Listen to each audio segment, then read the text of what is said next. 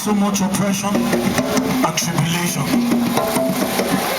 carrying on his head a weight laid on him by the enemy. Are you here and you are oppressed by the devil? Is there any way that the enemy is oppressing your life today? There is only one hope. There is only one source of freedom. The man walks to Jesus Christ, who says, "Come unto me, all ye that are heavily laden, and I will give you rest." Jesus frees this man from his oppression. The devil is uptight. The devil is angry because he is not happy. He is not happy that this man has received freedom through Jesus Christ. The Holy Spirit steps in and begins to admonish and teach this man words of truth, words that can only set him free. But you know the devil, very cunning and crafty in his ways, devises a means of attracting him from the presence of the Holy Spirit. He shows him one of the sources of his weakness. This is a man who used to love alcohol. The devil comes to him with a bottle of beer, hoping that from one bottle he will be distracted.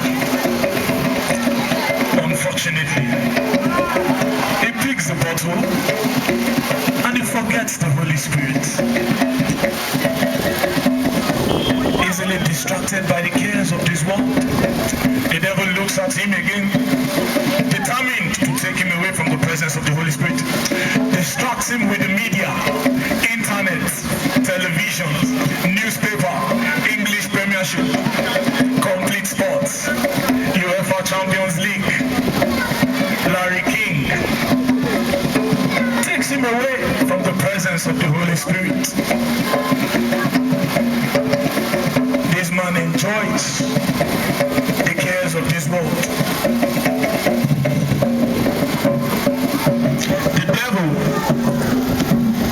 who is determined because he moves up and down looking for who to devour, devises another means, distracts him again with strange women. Brethren, anyone who falls in the hand of a strange woman has fallen into a pit, so the Bible says. At this time, he is totally disengaged from the Holy Spirit, and all in his head are the cares of this world. No man that warreth should entangle himself with the affairs of this world, so that he may please him that hath called him. Sadly, this man is entangled, and he has drifted away from the presence of the Holy Spirit.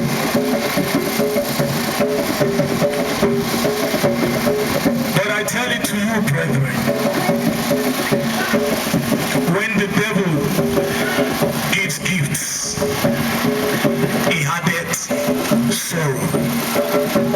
Soon again, his oppression continues, because he is entirely within the reach of the devil now. His tribulation continues, his suffering continues. The devil has him under his grip.